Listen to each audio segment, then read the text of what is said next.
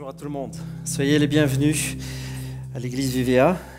En tout cas, dans ce bâtiment, parce que l'église, c'est vous. Ok. Soyez les bienvenus. Nous sommes vraiment heureux d'être ensemble. Je profite de l'occasion, évidemment, comme à chaque fois, pour saluer tous ceux qui regarderont ce message par Internet, sur YouTube. Vous avez le bonjour de tout le monde ici. On est vraiment heureux de savoir que, eh bien, de ce moyen, de par ce moyen, par Internet, par YouTube, les personnes suivent ces messages et sont touchées. Yes, c'est bien, c'est bon. Ça fait vraiment plaisir de savoir que le travail, l'effort que nous faisons, bien, trouve un écho. Moi, ça me fait vraiment, vraiment, vraiment plaisir. Je reçois régulièrement je vous le dis pas à chaque fois, mais je reçois des messages de personnes qui me disent merci. Ah, merci moi.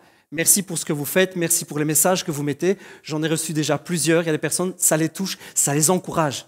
Alors, est-ce que, juste pour une fois, on peut faire un grand coucou et applaudir un coup ceux qui nous entendront. Bonjour! Bonjour! Yes!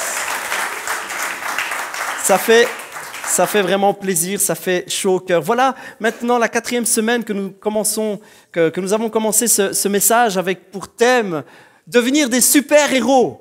Vous vous souvenez? Superman, c'est super parce que ça fait partie de nos vies. Depuis qu'on est petit, depuis qu'on est gamin, depuis qu'on est enfant, on nous parle de super-héros. On nous donne l'envie de devenir, que ce soit à la télé, que ce soit par des publicités, que ce soit simplement par des BD, parce que avant la télé, il y avait une vie. Vous vous souvenez? Avant la télé, avant les téléphones, il y avait une vie. Vous dites ça à des petits-enfants, la première chose qu'ils font quand ils voient une télé, ils vont toucher, voir si elle est tactile. Vous avez déjà remarqué ça? Ils sont tellement habitués à tout ça. Mais avant la télévision, il y avait des BD et les super-héros ont commencé avec des BD. Vous connaissez tous Marvel avec les comics, sans faire de publicité, évidemment. Mais ça fait partie de nos vies, ça fait partie de notre quotidien. On est poussé vers l'excellence, on est poussé à atteindre le parfait. On aimerait atteindre, on aimerait devenir, on aimerait faire des choses, on aimerait accomplir, on voudrait bouger le monde, on voudrait renverser l'injustice, on voudrait tellement rétablir le bonheur autour de nous, n'est-ce pas? Ça fait partie de nous. C'est l'image qu'on nous envoie et ça fait maintenant, ça va faire la 4e semaine, ça fait 3 semaines qu'on parcourt ce sujet. Ça fait la 4e semaine et nous avons vu qu'en tout premier lieu, le héros est celui qui laisse Jésus devenir un héros en lui. Vous vous souvenez de ça? Alors que les difficultés sont là, alors que le combat est là, le vrai héros va laisser Jésus devenir un héros en lui, ne va pas vouloir se battre, ne va pas vouloir devenir quelqu'un personnellement, mais va laisser le Saint-Esprit le transformer. Nous avons vu ça avec David. Et puis nous avons vu aussi que le héros, parce qu'il sait qui il est en Jésus-Christ, devient audacieux. Nous avons vu ensemble que nous sommes filles et fils du Dieu vivant. Waouh, ça c'est extraordinaire. Nous avons vu ensemble que le héros est audacieux parce qu'il sait qui il est. Il sait qu'il aime. Il est aimé de Dieu. Il sait qu'il est défendu par Dieu. Il sait que Jésus lui-même, dans tous ses combats, dans toutes ses difficultés, dans ses chutes, dans ses tristesses et dans ses déboires, Jésus se tient comme un témoin à côté de lui. Il se tient à côté de lui pour le défendre. Il se tient à côté de lui parce qu'il l'aime. Parce qu'il dit, lui là, c'est mon poulain. C'est mon petit, c'est ma fille, c'est mon frère, c'est ma sœur. Le Dieu lui-même, le Dieu créateur dit ça, c'est mon enfant. Waouh! C'est extraordinaire. Je vois pas énormément de joie sur le visage, mais c'est pas grave. Moi, j'ai le feu. Wouhou! C'est extraordinaire. Extraordinaire. Et nous avons aussi vu que le héros est mandaté la semaine dernière. Pour ceux qui n'étaient pas là, les messages sont sur YouTube. C'est vraiment une bénédiction. Notre frère David fait un travail extraordinaire. On a l'occasion, même quand on loupe un message, de pouvoir aller le voir. On a vu que le héros est rempli. Alors que le héros s'engage, alors que le héros se donne, alors que le héros veut aller au-delà, il est rempli. Il est rempli de la vie du Saint-Esprit, il est rempli du feu. Il est rempli de la vie de Jésus-Christ. Il est rempli parce que la Bible nous dit que le même esprit, la même force, le même pouvoir, le même esprit qui ressuscite à Christ, qu'il a appelé de la mort et qu'il a fait ressurgir, qu'il a fait sortir de là, le même esprit habite en nous. Waouh, ça c'est bon quand même. Ça c'est excellent, c'est bon, merci Jésus. Mais peut-être, ça fait 3 semaines que je crie, mais peut-être que certains diront, Pasteur Miguel, c'est pas pour moi être un héros. Je me sens pas un héros. Je me sens pas un héros parce que je me sens pas capable. Je me sens pas héros parce que Parce qu'un héros, il n'a pas le droit à l'erreur. Le héros, il n'a pas le droit à l'erreur. Le héros, il n'a pas le droit de mettre un genou à terre. Le héros, il n'a pas le droit d'avoir peur. Le héros n'a pas le droit d'avoir mal. Le héros n'a pas le droit d'avoir des doutes. Si. Bien sûr que si. Et peut-être on est là avec ce ventre-là qui est tiraillé avec nos entrailles, avec notre cœur qui est déchiré. J'aimerais, mais je me sens pas capable. C'est pas pour moi. C'est pas pour moi. Vous voulez qu'on fasse ensemble, vous n'avez pas le choix, on va le faire, mais vous voulez qu'on fasse ensemble la liste des héros de Hébreux 11? Vous voulez qu'on le fasse ensemble? C'est bon, hein? C'est vraiment bon. C'est par la foi qu'Abel. Ça commence par Abel. Un super-héros, Abel. Hein? Ça a l'air d'être un super-héros. Vous allez voir, on va tous se reconnaître dans l'un ou l'autre de cette liste-là. Tous. Abel, cadet d'une famille complètement brisée. Abel, parents qui n'ont pas réussi dans la vie, c'est le moins qu'on puisse dire, c'est Adam et Ève, je vous le rappelle. Foiré complètement leur vie. Hein. Et là, ils ont loupé la seule mission qu'ils avaient, complètement foiré, complètement foutu. Assassiné dans son jeune âge par un frère complètement jaloux. Héros, vous me dites? Super-héros. Enoch. C'est par la foi qu'Enoch. Enoch, vous m'en parlerez tant. Enoch. Eh bien, on ne l'a jamais vu, Enoch. Ça, c'est un super-héros. Un gars qu'on dit, ça, c'est un homme fidèle, puis d'un coup, pouf, plus d'Enoch. Il est où Enoch? On n'a plus jamais entendu parler d'Enoch, on n'a plus jamais vu Enoch, on n'a jamais... Et qu'est-ce qu'il a fait, au fait, Enoch? Il a fait quoi? Il s'est levé pour qui, Enoch? Noé. Ah non, Noé, ça, c'est un super-héros. C'est un super-héros, Noé. Première chose qu'il fait quand il sort de l'arche, c'est prendre une cuite monumentale, se saouler monumentalement, se retrouver tout nu dans sa tente, et par de ce fait-là, son fils va être maudit. Non, je rectifie. Il va maudire son fils. Il va renier son fils. Il va exclure son fils. Héros, me dites-vous, ce ne serait pas un peu sa faute? Mais il y en a d'autres. Hein. Il y a une fameuse brochette de super-héros là. Abraham, non, ça on va me dire, Abraham, Pasteur Miguel, on ne peut rien dire sur Abraham. Abraham, c'est vraiment le bon gars.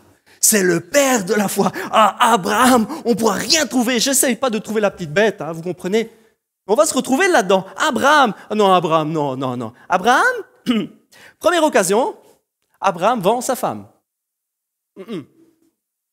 Pour quelques brebis, quelques moutons, quelques bédos. En effet, quand Abraham arriva en Égypte, Genèse 12, les Égyptiens remarquèrent la grande beauté de sa femme. Un peu comme moi. Des gens de la cour du Pharaon la remarquèrent et la vantèrent à leur maître. Et Pharaon, la femme du gars-là, elle est canon. De sorte elle fut enlevée et emmenée au palais royal. À cause d'elle, le Pharaon traita Abraham avec bonté. Dit, tu me files ta femme et moi je te file des trucs. Il lui offrit des moutons, des chèvres, des bovins, des ânes, des serviteurs, des servantes, des ânesses et des chameaux. Le meilleur des mondes. C'est extraordinaire. Un super-héros, vous me direz? À la première occasion, pour sauver sa peau, il vend sa femme. C'est le moment, logiquement, où toutes les femmes se retournent vers leur mari et disent « Merci chérie de m'avoir jamais vendu. » C'est le moment de dire merci à votre mari. Toutes les femmes se disent « Ah, les hommes quand même. Ces hommes quand même, ils sont incroyables. Hein. Il n'y en a pas un pour relever l'autre. » Sarah fait partie de la liste des super-héros. Sarah, qu'est-ce qu'elle nous fait? Sarah. Je vous le redis encore une fois, je n'essaye pas d'incriminer qui que ce soit. Hein. Mais c'est pour vous dire que des personnes de super-héros, c'est des gens comme vous et moi. Ils ont fait des erreurs, ils sont tombés. Sarah, elle file sa servante à son mari. Puisqu'elle ne sait pas avoir d'enfant, elle se dit, tant qu'à faire, autant que ça reste dans la maison, autant que ça reste dans la famille, je file ma servante. Je dis, Abraham, ma servante, elle n'est pas si, elle est jolie quand même, hein. Elle te ferait bien un petit bébé, comme ça ce sera comme le mien. Et puis une fois qu'elle est enceinte, une fois qu'elle a un bébé, ça se passe plus ou moins bien. Mais par après, la Bible nous dit que Sarah elle-même va devenir enceinte. Alors qu'est-ce qu'elle fait? Ça devient les meilleurs amis du monde. Tu parles, elle prend le gamin, c'est quand même le fils de son mari. Elle prend la servante, Bayton, dégagez-moi tout ça. Super-héros, vous me dites? Super-héros. Rahab, on nous parle de Rahab. Rahab, qui connaît l'histoire de Rahab? Rahab, une fille de joie, prostituée, une fille de joie qui se vend chaque jour pour manger, pour vivre, et qui, à la bonne occasion, vend son peuple. Elle vend son peuple. Rahab, la Bible nous dit qu'elle accueille des espions et qu'elle trahit toute sa nation. Elle trahit tous ses copains, elle trahit ses voisins, elle trahit ses collègues. Enfin, c'est pas vraiment des collègues dans ce cas-là, mais bon, elle trahit. Vous me direz que c'est des super-héros? Vous me direz que c'est des super-héros? Fameuse brochette, hein? Fameuse brochette de super-héros. Et Moïse, on nous parle encore de Moïse. Moïse, meurtrier, menteur, bègue. Jamais, jamais, jamais, jamais on l'aurait mis à la tête d'un groupe, celui-là. Jamais on aurait mis Moïse à la tête d'un petit groupe de 10 personnes. N'était même pas capable de parler correctement. Moïse, pas sûr de lui, aucune assurance. Il dit toujours, prends un autre. Moi, je suis pas capable, prends mon frère, il est là, il est bien mon frère. Moïse, à la première occasion, il dit, c'est pas mon peuple, je veux pas, oh là là, je veux pas d'eux, je veux pas. Moïse, tous et toutes ont un jour mis le genou à terre. Tous et toutes se sont retrouvés un moment complètement à la masse. Tous et toutes ont un moment laissé tomber. Ils se sont retrouvés un moment par terre. Parce que vous savez quoi? Le héros peut se retrouver par terre, mais il trouve toujours la force de se remettre debout. C'est ça qui fait le héros. Le héros, ce n'est pas celui qui ne tombe jamais. Le héros se relève toujours. Il se relève toujours. Et nous allons voir ensemble aujourd'hui deux choses toutes simples. Très rapidement, nous allons voir aujourd'hui deux choses toutes simples, mais deux choses fortes, puissantes. Quand nous sommes debout, c'est Dieu seul qui peut nous tenir debout. Première vérité, Dieu seul peut nous tenir debout. Et quand nous sommes à terre, Dieu seul peut nous relever. Yes, Dieu nous tiendra debout.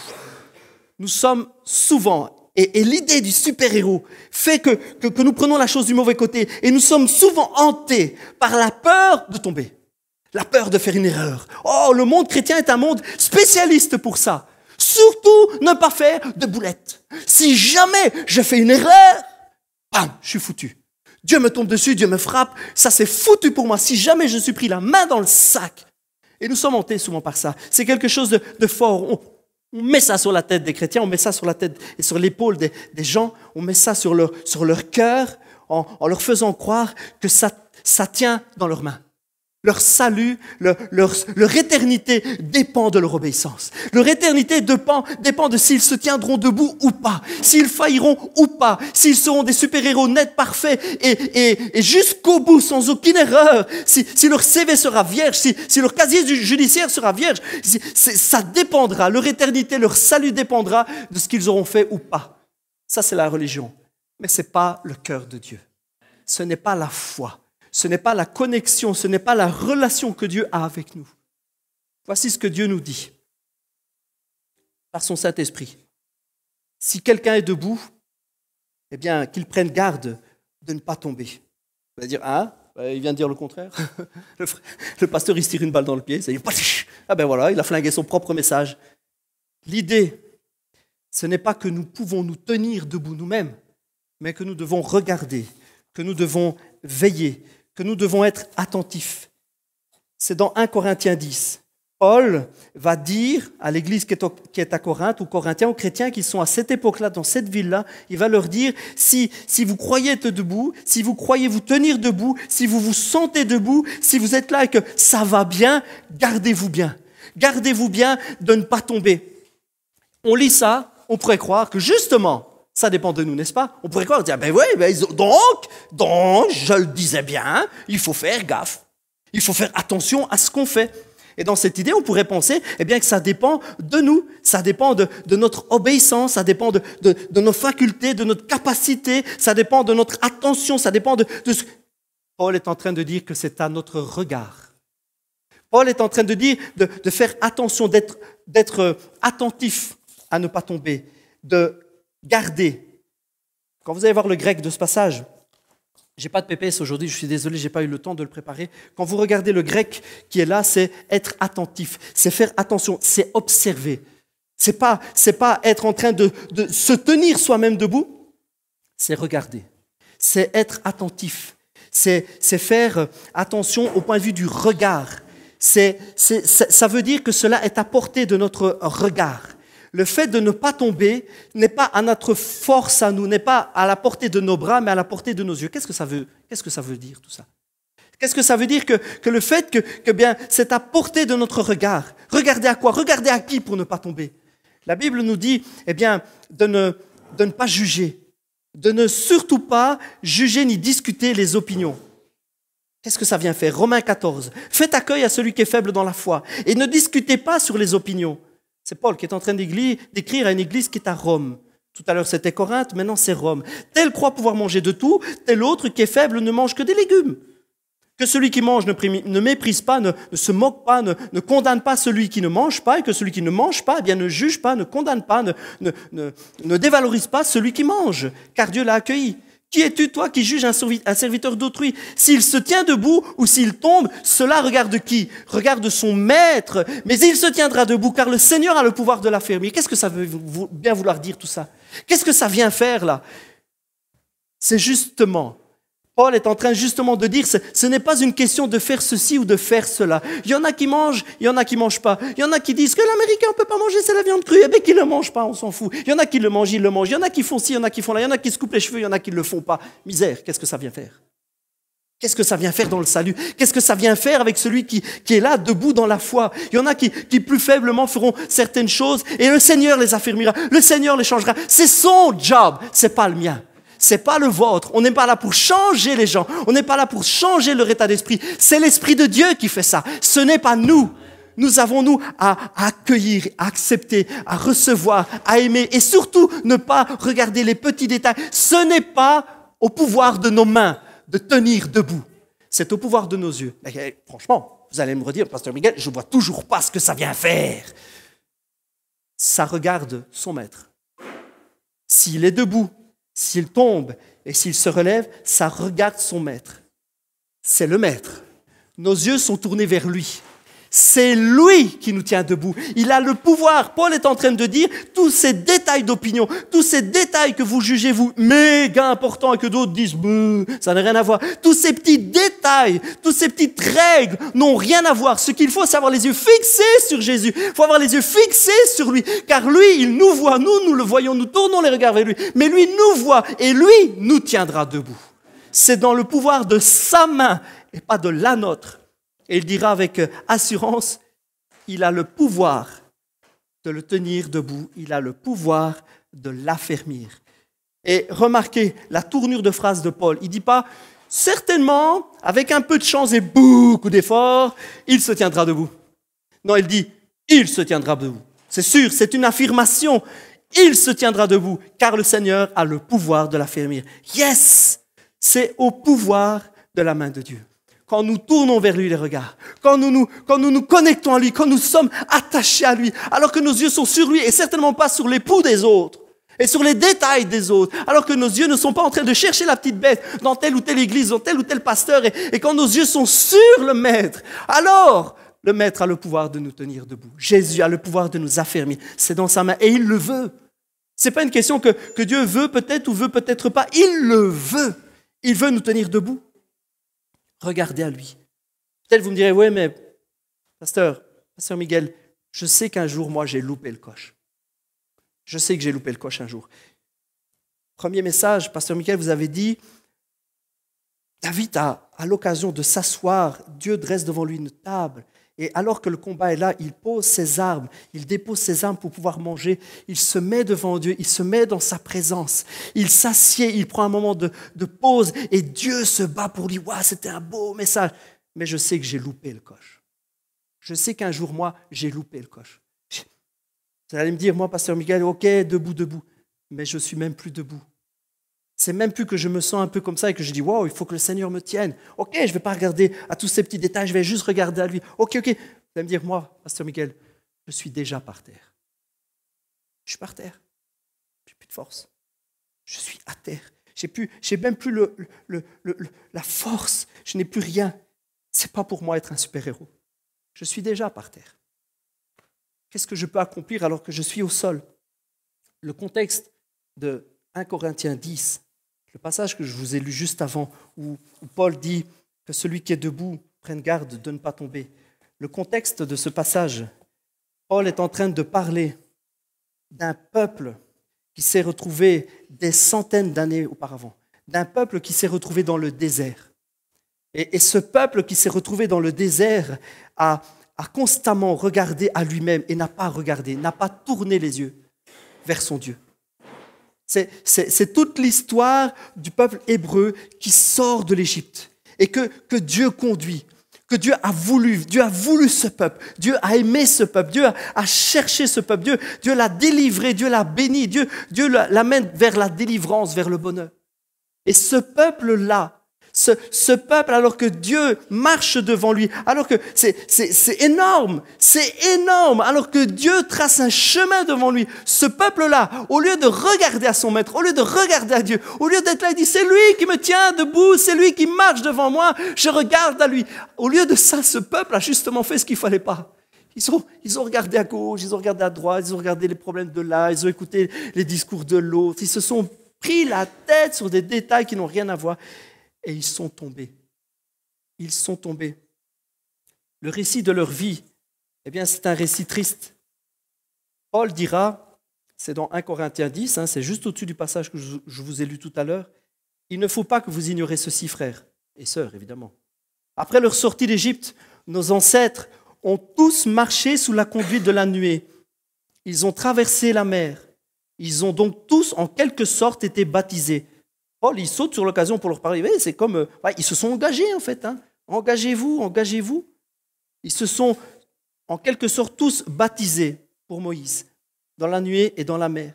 Ils ont tous mangé une même nourriture spirituelle. Ils étaient alimentés par la présence de leur Dieu. Ils ont tous bu la même boisson spirituelle, car ils buvaient l'eau jaillie d'un rocher. Il y a un moment dans l'épisode du peuple dans le désert, un moment, Moïse frappe parce que le peuple n'a pas d'eau, frappe un rocher, il y a de l'eau qui sort. C'est une image. Évidemment, les gens de l'époque n'ont absolument rien compris. On ne peut pas les blâmer pour ça, mais c'est une image de Dieu qui frappe le rocher, que le Fils est frappé, et que le rocher des siècles, c'est comme ça que, c'est très poétique, mais c'est comme ça qu'appelle la Bible Jésus parfois le rocher des siècles. Il est frappé, il est là il reçoit les coups à la place des autres et la vie sort de lui. Le rocher fait sortir de l'eau et cette eau redonne la vie à tout un peuple. C'est une image, c'est une super image. Évidemment difficile à saisir pour eux, mais nous on a toute la vidéo, on a toute l'histoire du début à la fin, donc on comprend bien plus facilement. Ils ont tous été engagés à travers une sorte de baptême. Ils ont tous reçu et suivi Jésus-Christ. Ils ont tous reçu de lui. Malgré tout cela, nous dit Paul, la plupart d'entre eux ne furent pas agréés par Dieu, puisqu'ils périrent dans le désert. Mais comment est-ce que ça peut se faire, ça? Mais comment donc c'est possible, alors qu'ils suivent Jésus, alors que sans même le savoir, ils sont conduits par lui, alors qu'ils le suivent, alors qu'ils sont alimentés de sa vie, alors qu'ils reçoivent de lui, alors que Jésus marche devant eux, alors qu'il est là à les bénir, à les conduire, à tracer un chemin? Comment ça se fait? Comment ça se fait qu'ils sont morts et qu'ils n'ont pas été agréés? Eh bien, vous me direz, ben voilà, c'est bien ce que je disais. Ils n'ont pas bien obéi. C'était pas des bons petits soldats, c'était pas des bons chrétiens, c'était des méchants, c'était des vilains, et Dieu les a frappés, bien fait pour eux. Non. Agré, odeko, eudeko en grec. Être trouvé bon, sembler bon, décider, déterminer, préférer, choisir. La Bible nous dit qu'ils n'ont pas été trouvés bons, que Dieu n'a pas pu faire le choix qu'ils soient bons. Ils n'ont pas semblé bons, il n'a pas pu décider qu'ils étaient bons, il n'a pas pu déterminer qu'ils étaient bons. Est-ce que vous comprenez que à travers cette explication, à travers ce mot, Dieu était en train de dire, je veux vous choisir comme bons. Je veux vous trouver bon. Je veux décider que vous êtes bon. Je veux que vous me sembliez bon. C'est pas une question d'obéissance. Il leur était pas demandé d'être parfait, d'être nickel. Dieu ne leur demandait pas d'être parfait sous tous aspects. Il ne leur demandait pas d'être des bons petits soldats qui obéissent sans réfléchir. Il voulait, lui, décider que eux, ils étaient bons. Est-ce que vous me suivez? Vous me suivez pas? Ils n'ont pas été agréés par Dieu. On pourrait croire qu'ils n'ont pas fait ce qu'il fallait. Ils n'ont pas été assez obéissants. Vous me suivez? On pourrait croire que, n'ayant pas bien obéi, Dieu a dit non. La checklist, elle n'est pas remplie. Je suis désolé. Il y a ça. Le texte grec ne nous dit pas ça. Le texte grec nous dit que Dieu n'a pas pu, ils n'ont pas été trouvés bons, il n'a pas pu les décider, les déterminer, les préférer, les choisir comme bons. C'est de lui que ça dépendait. C'est de lui, il voulait pouvoir Il voulait pouvoir décider, il voulait pouvoir les trouver, il voulait pouvoir faire et mettre sa préférence sur eux. Ce n'était pas une question d'obéissance, il voulait juste avoir des cœurs. Il voulait juste trouver l'écho de sa propre voix, de son amour dans ces cœurs-là. Il voulait des cœurs, il ne voulait pas de l'obéissance parce que c'était un choix qui dépendait de lui. Vous me suivez ? C'est un choix qui lui appartenait. Il voulait préférer ceux-là à ceux-ci. Il voulait simplement mettre sa préférence sur eux et il n'a pas pu le faire. Pourquoi ? Vous me direz, mais ça revient au même. Père chou vert, c'est le même, allez Bélout, c'est le même. Mais enfin, obéir ou simplement être trouvé bon par Dieu, c'est pas le même du tout. C'est pas le même du tout, c'est fondamentalement différent. C'est leur cœur que Dieu voulait. C'est leur cœur. Il voulait simplement avoir dans ces personnes-là, dans ce peuple, un choix qui venait vers lui. Il voulait simplement trouver un peuple qui regarde à lui. La Bible nous dit qu'ils n'ont pas voulu de lui. Ils n'ont pas choisi Dieu. Ils n'ont pas voulu tourner les regards vers lui. Ils n'ont pas voulu, donner leur cœur. Ils n'ont pas voulu accepter le moyen que Dieu leur avait donné, parce que Dieu leur avait donné un moyen. Alors qu'ils sont là par terre, alors qu'ils souffrent, alors qu'ils sont là toujours à faire des mauvais choix, Dieu leur donne un moyen. Vous connaissez ce récit ? Alors que le serpent d'airain va être élevé dans le désert. Vous connaissez ce récit ? Dans le désert, Moïse a élevé un poteau. Et sur le poteau, un serpent de bronze ou d'airain. De la même manière, le Fils de l'homme doit aussi être élevé. La Bible nous parle de cet épisode où ce n'est pas une question d'obéissance. Dieu est en train de leur parler, Dieu est en train de leur montrer, Dieu est en train de leur dire « Je veux faire le choix sur vous, je veux porter mon choix, ma préférence sur vous, je veux vous aimer. » C'est pas une question d'obéissance, c'est une question de cœur. Je veux que vous regardiez à moi. Et il leur donne un moyen physique, il leur donne un moyen visible, il leur donne une perche, il leur donne un serpent. C'est juste l'objet de leur souffrance. Ils sont juste invités à regarder, pas à faire l'effort.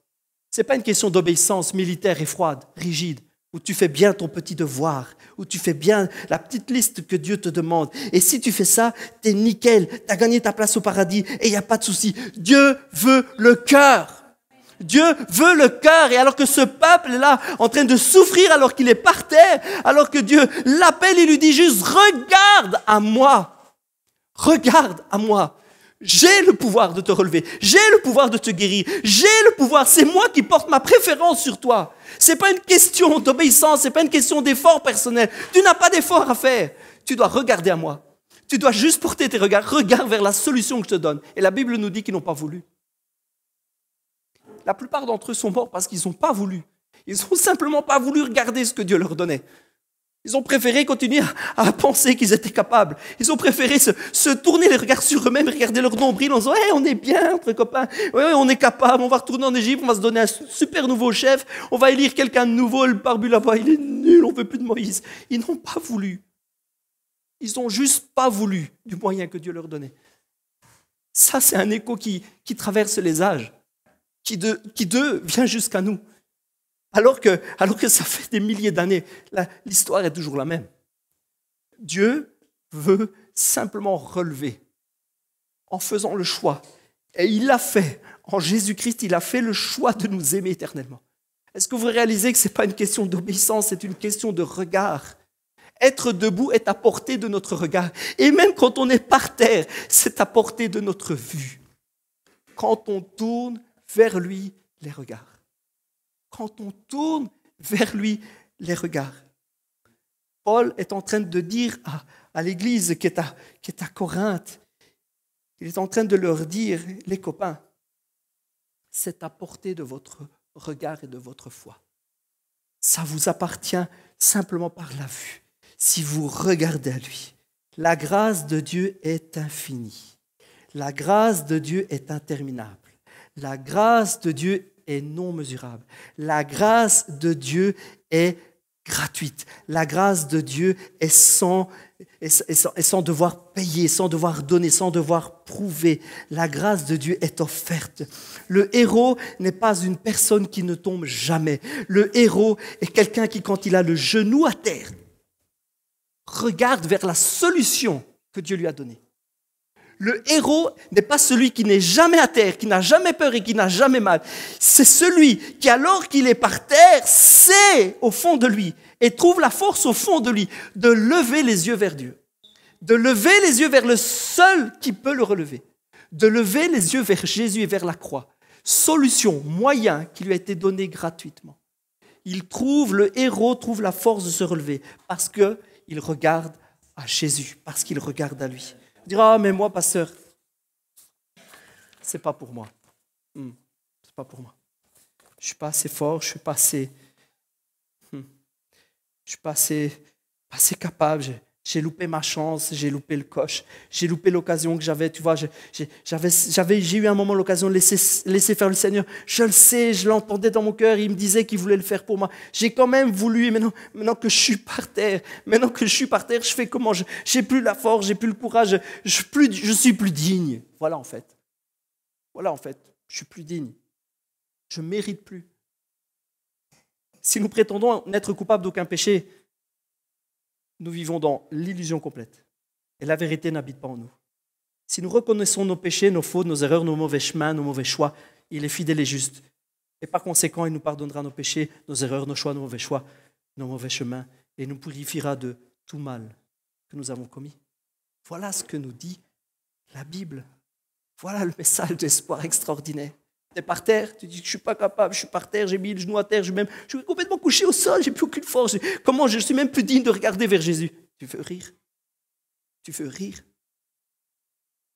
Le mot reconnaître dans les anciennes versions, c'est si nous confessons nos péchés, il est fidèle et juste pour nous pardonner. Vous connaissez? Ça, c'est les vieilles versions de Bible. Ça. Si nous confessons, le mot c'est homologeo, qui veut dire reconnaître ou dire ouvertement, avouer.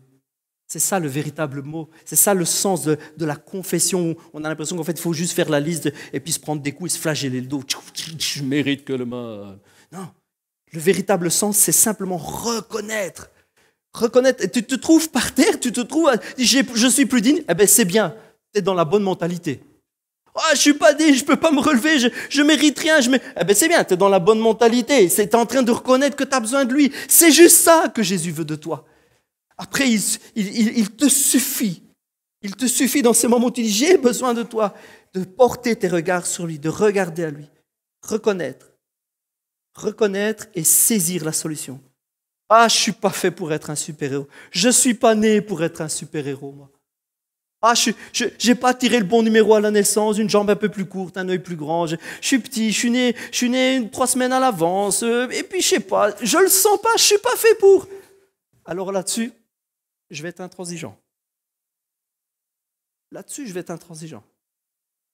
On est tous nés pour être des super-héros. On n'a pas le droit de dire à Dieu qu'on est mal né. On n'a pas le droit de dire que ce n'est pas pour nous. C'est pour chacun d'entre nous. Là-dessus, je suis désolé, vous y couperez pas. On est nés pour être des super-héros. Notre destinée en Jésus-Christ est scellée. Nous sommes tous prédestinés en Jésus-Christ. Vous le savez ça? Nous sommes tous prédestinés en Jésus-Christ à accomplir des choses extraordinaires. Nous sommes prédestinés, nous avons en nous la capacité de recevoir le super-héros. Nous avons la capacité d'être remplis de son esprit. C'est à la portée de chacun d'entre nous. Et je n'accepterai jamais que quelqu'un me dise « Oh, je suis pas capable, c'est pas pour moi. » Si, c'est pour toi. Tu fais partie de la bande, tu fais partie de cette liste Hébreux 11. C'est par la foi qu'ils deviennent des super-héros. Tu en fais partie, tu as ta place. Là-dessus, je serai intransigeant, je vous assure, je ne démordrai pas. Même par terre, même au sol, tu entendras ce que je vais te dire maintenant. Même au sol, même alors que tu es au fond, que tu as l'impression d'avoir perdu la foi, que peut-être tu es par terre, tu dis, moi j'ai plus la force de rien, l'évangile, est-ce que c'est encore vrai? Est-ce que tu es peut-être par terre, mais on va se relever ensemble. Moi je m'engage. On va se relever ensemble. On va reprendre confiance ensemble. On va regarder ensemble à lui. On va le faire ensemble. On va regarder vers le Seigneur Jésus. On va regarder à lui, on va recevoir, on va croire et on va se relever. Et tu sais quoi? Quand on va se relever, on va se tenir debout. Et quand on va se tenir debout, on va accomplir des choses de dingue et des choses de ouf. On va se tenir debout pour l'amour. On va se tenir debout contre l'injustice. On va se tenir debout contre la pauvreté. On va se tenir debout contre l'exclusion. On va se tenir debout contre le mal. On va se tenir debout pour une jeunesse. On va se tenir debout pour une vieillesse. On va se tenir debout, on va accomplir des choses. On va se battre, on va être une église vivante et on le sera ensemble. Tu vas pas le faire tout seul, on sera avec toi. Est-ce qu'on peut dire amen à ça? Alléluia. On va se tenir debout. On va se relever ensemble. Alors que J'invite l'équipe de louange à s'approcher. Alors que peut-être vraiment ça résonne à ton cœur. Dis, oui, c'est vrai, je suis par terre, mais je ne me sens pas dit, mais comment on va prendre une position de foi ensemble. On va prendre une position de foi ensemble. On va juste prier ensemble. Je ne ferai pas d'appel, mais on va prier ensemble. On va se tenir devant le Seigneur et on va prier ensemble. Merci Seigneur Jésus. Merci Seigneur parce que toi seul as le pouvoir de nous relever. Toi seul as le pouvoir de nous restaurer. Restaurer notre cœur. Restaurer notre vie, notre foi. Merci Seigneur Jésus. Merci parce que c'est accompli. C'est offert. C'est gagné. Merci Jésus. Merci pour la croix. Même si Seigneur, tu vois, l'un ou l'autre a le genou à terre maintenant. Peut-être c'est simplement un peu de vacillation. Je crois être debout, mais j'ai l'impression que... Peut-être c'est un genou à terre. Peut-être c'est complètement allongé sur le sol. Sans aucune force, sans aucun avenir, sans aucun espoir. Avec simplement le cœur brisé d'avoir tellement fauté, d'avoir perdu, d'avoir tellement lâché. Avec un cœur tellement meurtri. N'ayant pas trouvé le secours auprès des uns ou des autres ou auprès d'une église, mais ayant été simplement blessé et encore blessé, se retrouvant par terre. Seigneur, merci. Merci parce que Seigneur, moi je veux me tenir debout. Et tous ensemble ici, Seigneur, nous voulons, Seigneur, nous tenir à côté de ceux qui sont par terre, ceux qui ont été blessés, ceux qui, par les coups des uns et des autres, Seigneur, se sont retrouvés au sol. Nous ne voulons pas être cette église qui achève ses propres blessés, être ce cœur qui ne fait qu'accuser, qui ne fait que rendre coupable encore plus. Seigneur, vraiment, nous nous tenons à côté de ceux qui ont le cœur brisé. Et nous allons nous relever ensemble. Merci Seigneur pour maintenant la vie que tu donnes à ceux qui en ont besoin. On reçoit la vie par le Saint-Esprit maintenant. Tourne les yeux vers lui. Il va te relever. On va se relever ensemble. Tu fais partie de la famille. Tu fais partie du groupe. Tu fais partie de Hébreux 11. Tu fais partie des héros de la foi. Parce que le héros, même s'il tombe, se relève. Et au nom de Jésus, nous allons nous relever ensemble. Nous allons nous relever en regardant à Jésus. Merci Père, merci Jésus pour la vie que tu communiques maintenant. Le secours que tu donnes maintenant. Le renouveau, la paix, la joie que tu renouvelles maintenant. Pour ceux qui regardent à toi. Merci Seigneur parce que nos yeux sont sur toi. Nous allons nous tenir ensemble debout. Nous allons accomplir des choses. Nous allons accomplir vraiment les actes d'amour que tu veux. Nous allons être l'église que tu veux, l'église que tu recherches. Nous allons être ce cœur. Merci Seigneur Jésus. Nous allons chanter ce chant qui dit, eh bien que toi seul tu es ma force. Toi seul. Chantez-le comme une prière. Chantez-le comme une prière vraiment que vous déposez au pied du Seigneur. Seigneur, je regarde à toi et je me relève. Par ta grâce, par ton secours. Alléluia. Merci Seigneur.